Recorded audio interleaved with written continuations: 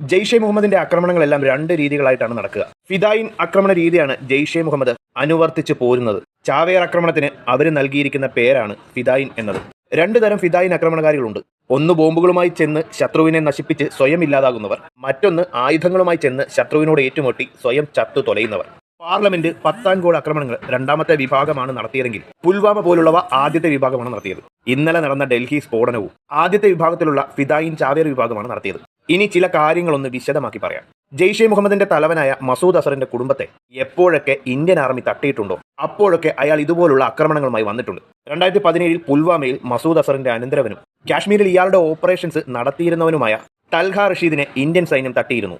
അതിന്റെ പ്രതികാരമായിട്ടാണ് അസർ പുൽവാമ ആക്രമണം പ്ലാൻ ചെയ്തത്. പുൽവാമയുടെ സൂത്രധാരൻ ഉമർ ഫറൂഖിനെ പുൽവാമയ്ക്ക് ശേഷം 6 മാസങ്ങൾക്ക് ശേഷം കാശ്മീർ പോലീസ് ഒരു ഓപ്പറേഷനിൽ തീർത്തിരുന്നു. അതിന്റെ പ്രതികാരമായിട്ടാണ് അസർ പഹൽഗാം ആസൂത്രണം ചെയ്തത്.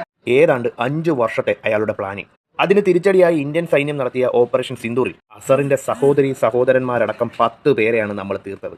2 അനന്തരവന്മാർ നഷ്ടമായപ്പോൾ അയാൾക്ക് എത്രത്തോളം പ്രതികാരമുണ്ടായിരുന്നോ അതിന്റെ 10 മടങ്ങുണ്ടാവും അയാളുടെ കുടുംബത്തിലെ 10 പേര് ചത്തുമലച്ചപ്പോൾ. അന്നത്തെ ഓപ്പറേഷനിൽ നമ്മൾ ലക്ഷ്യം വെച്ചത് അസറിനെ അടക്കമായിരുന്നു. അവസാന നിമിഷം അയാളുടെ തലവിധി കൊണ്ട് മാത്രമാണ് അയാൾ രക്ഷപ്പെട്ടത്. ഇന്നത്തെ ആക്രമണം നടത്തിയ ജിഹാദികളെല്ലാം തന്നെ ജെയ്ഷെ മുഹമ്മദിന്റെ അംഗങ്ങളാണ്. അവരുടെ പതിവ് രീതി അനുസരിച്ച് പാകിസ്ഥാന്റെ പരിശീലനം ലഭിച്ചവരായിരിക്കും ഇന്ത്യയിൽ ആക്രമണം നടത്തുക.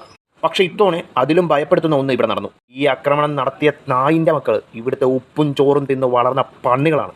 മറ്റൊന്ന്, ഇവർക്ക് സ്ഫോടക വസ്തുക്കൾ ശേഖരിച്ച് സംഭരിച്ച് കൊടുത്തത് ഗുജറാത്ത്, ഉത്തർപ്രദേശ്, രാജസ്ഥാൻ, ഡൽഹി എന്നിവിടങ്ങളിൽ നിന്നാണ്.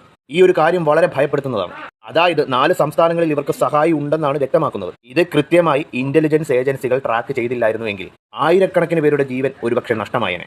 അത്രത്തോളം വലിയ ആക്രമണമാണ് അവർ പ്ലാൻ ചെയ്തത്. ഇതൊക്കെയാണ് ഈ ആക്രമണത്തിന്റെ പശ്ചാത്തലം എന്നിരിക്കെ വോട്ട് ചോരിയും ബീഹാർ ഇലക്ഷനുമൊക്കെയായി അതിനെ ബന്ധിപ്പിച്ച് മോദിക്കും അമിത്ഷായ്ക്കുമൊക്കെ ജയിക്കാനാണ് ഇതൊക്കെ എന്ന് പറയുന്ന ഈ രാജ്യത്തെ തീവ്രവാദികളെ കൂടി കണക്കിലെടുത്ത് നീങ്ങേണ്ടതുണ്ട്. സാധാരണക്കാരായ ആളുകളിൽ ഇതൊന്നും ഇസ്ലാമിക തീവ്രവാദികളല്ല ചെയ്യുന്നത് എന്ന് പറഞ്ഞു വെളുപ്പിക്കാൻ നോക്കുന്ന അകത്തെ തീവ്രവാദികളാണ് ഇവന്മാരെല്ലാം. അഭ്യസ്ത വിദ്യനായ ഡോക്ടർ അടക്കം ഇതിന് പുറപ്പെട്ടുവെങ്കിൽ തീവ്രവാദം ദാരിദ്ര്യം കൊണ്ട് സംഭവിക്കുന്നതാണ് എന്ന മിത്തൊക്കെ അങ്ങ് മാറ്റിയേക്കണം.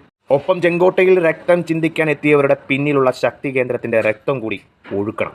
അവൻ മാത്രമല്ല, അവന്റെ തലമുറ പോലും ഈ മണ്ണിൽ ബാക്കിയുണ്ടാവാൻ പാടില്ല. ഭാരത് മാതാ കി ജയ്.